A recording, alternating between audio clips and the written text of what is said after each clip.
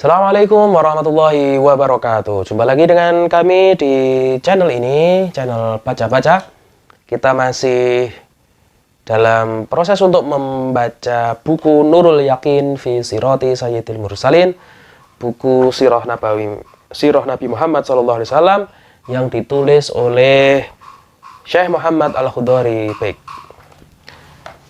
Baik, sebelum kita lanjutkan, jangan lupa berikan subscribe untuk channel ini, berikan like dan komentar agar channel ini terus berkembang. Baik, kita lanjutkan pembacaan kita kali ini pada sub mengenai hijrah ke Taif.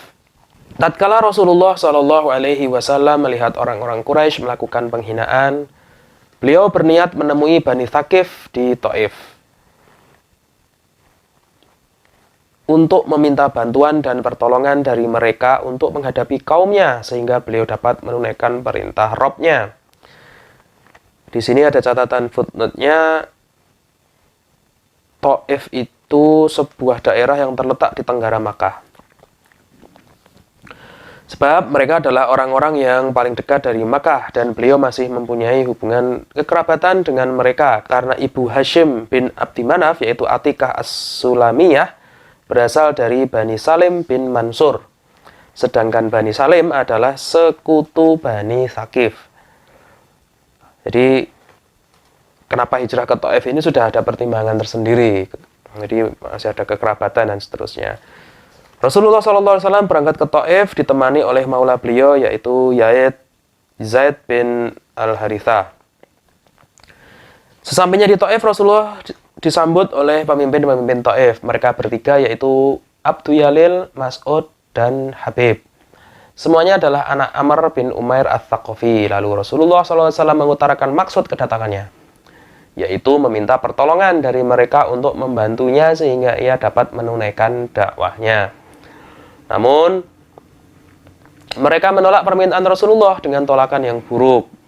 Dan Rasulullah SAW tidak melihat adanya tanda-tanda kebaikan pada diri mereka.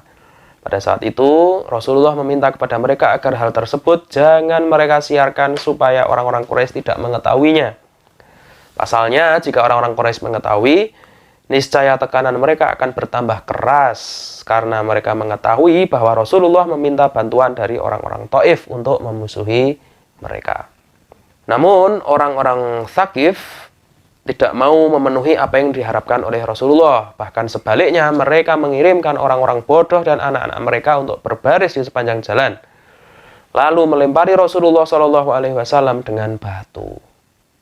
Akibat perlakuan tersebut, Rasulullah SAW mengalami luka-luka berdarah. Pada saat itu, Zaid bin Harithah selalu melindungi Rasulullah dari lemparan batu hingga beliau sampai di sebuah pohon anggur dan berteduh di bawahnya. Pohon anggur itu terletak di sebelah kebun milik Utbah dan Syaibah, kedua anak Robi'ah, dan mereka merupakan musuh Rasulullah SAW. Pada waktu itu mereka berada di dalam kebun itu. Melihat keduanya di situ, Rasulullah tidak suka, tetapi ia hanya bisa berdoa dengan kata-kata berikut ini: Ya Allah, sesungguhnya aku mengadu kepadamu tentang lemahnya kekuatan diriku dan remehnya aku di mata manusia. Wahai Zat yang maha penyayang di antara para penyayang, Engkau adalah Rob orang-orang lemah, dan Engkau adalah Robku. Kepada siapapun Engkau serahkan diriku, selagi Engkau tidak murka kepadaku, maka aku tidak peduli dengan hal itu. Subhanallah, insyaallah. Tatkala kedua anak Robi'ah melihat Rasulullah SAW, keduanya merasa kasihan, lalu mengirimkan buah anggur kepada Rasulullah SAW melalui Addas. Addas ini bekas hamba sahaya mereka yang beragama Nasrani. Ketika hendak memakannya, beliau membaca Bismillahirrahmanirrahim. Addas pun berkata, perkataan ini belum pernah diucapkan oleh penduduk negeri ini, kata Addas. Lalu Rasulullah bertanya, dari negeri manakah engkau dan apa agamamu? Addas menjawab, aku pemeluk agama Nasrani dari Ninawa. Ninawa itu adalah kota yang terletak di pinggiran sungai Dajlah, dan ia merupakan kota di Irak. Bagian pinggir sampingnya yaitu Mosul, jadi dekat-dekat Mosul lah. Adas bertanya keheranan, apa yang engkau tahu? Rasulullah kemudian berkata, kalau begitu, kalau engkau berasal dari Ninawa, maka engkau berasal dari kampungnya orang saleh, yaitu Yunus bin Matta. Adas pun bertanya keheranan, apa yang engkau tahu tentang Yunus? Lalu Rasulullah SAW membacakan kepadanya Al-Quran yang di dalamnya terdapat kisah tentang Nabi Yunus. Tatkala Adas mendengar hal tersebut, ia langsung masuk Islam seketika. Hal ini disampaikan di dalam hadis diriwayatkan oleh Al-Bukhari dan Muslim. Di Al-Bukhari pada hadis nomor 3231, kemudian 7389, dan di dalam di dalam riwayat Muslim pada hadis nomor 1795. Setelah itu, datanglah malaikat Jibril membawa pesan dari Allah Azza wa Jalla. Lalu malaikat Jibril berkata, sesungguhnya Allah telah memerintahkan aku untuk menuruti apa yang kamu kehendaki terhadap kaummu, lantaran apa yang telah mereka perbuat terhadap dirimu. Namun Rasulullah SAW hanya berdoa, Allahumma hdi qaumi fa innahum la ya'lamun. Mendengar doa Rasulullah itu, malaikat Jibril berkata, benarlah siapa yang menamakanmu sebagai orang yang berhati lembut dan penuh kasih sayang. Doa ini disebutkan dalam riwayat Bukhari. Koreksi ya, tadi yang saya sebutkan riwayat Imam Bukhari itu bukan riwayat tentang Adas, tetapi riwayat tentang doa Rasulullah yang mengatakan, Allahumma hdi qaumi fa innahum la ya'lamun. Ya Allah, berilah petunjuk kepada kaumku, karena sesungguhnya mereka tidak tahu. Kalau yang tadi catatan footnote-nya yang tentang kisah Adas itu ada di Sahih As-Sirah An-Nabawiyah halaman 136 sampai 137. Ketika Rasulullah SAW berada di Nahlah, datanglah kepadanya serombongan jin untuk mendengarkan bacaan Al-Quran.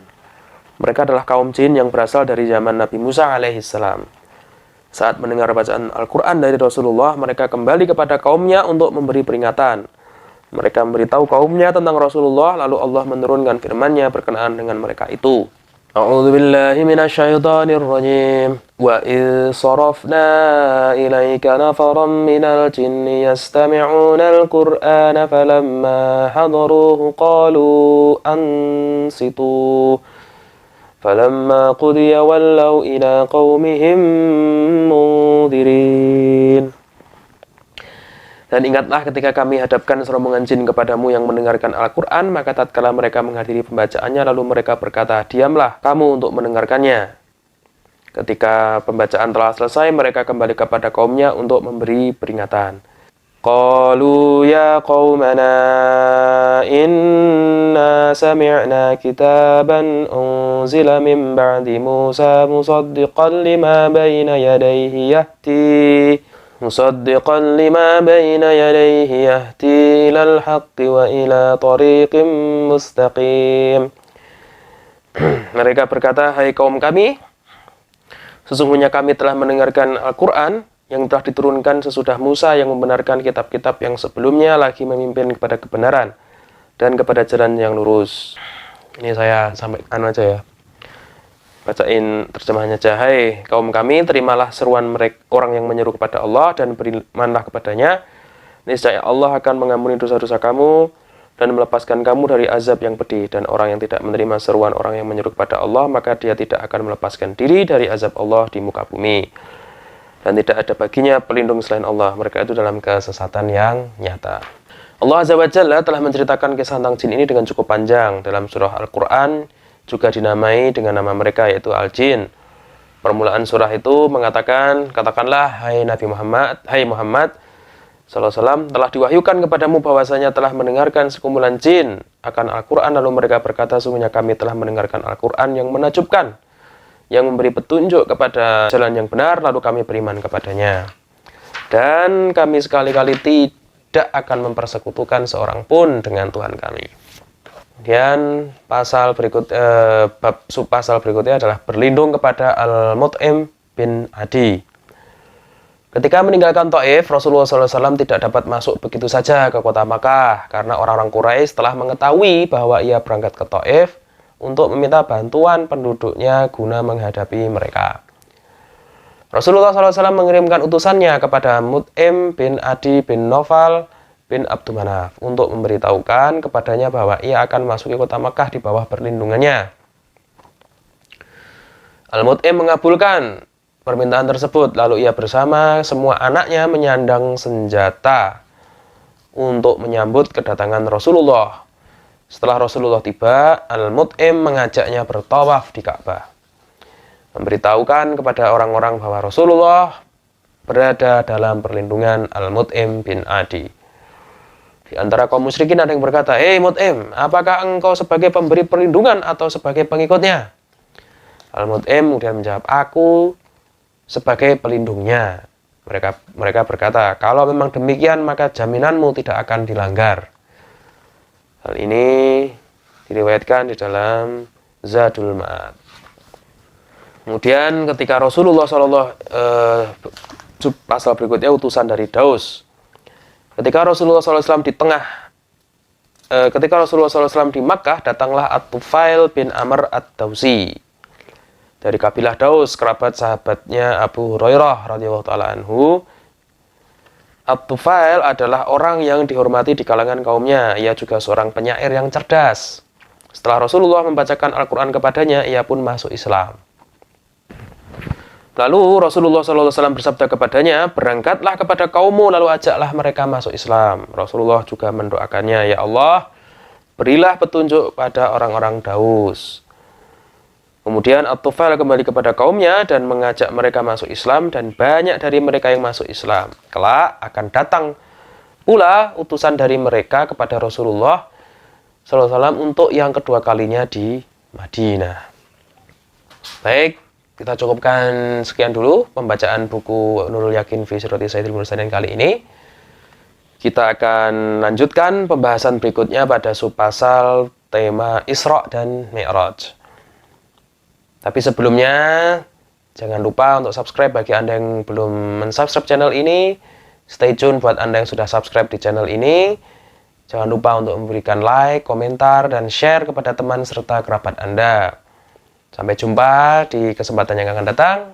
Wassalamualaikum warahmatullahi wabarakatuh. Stay tune di channel ini dan jangan lupa subscribe serta nyalakan loncengnya.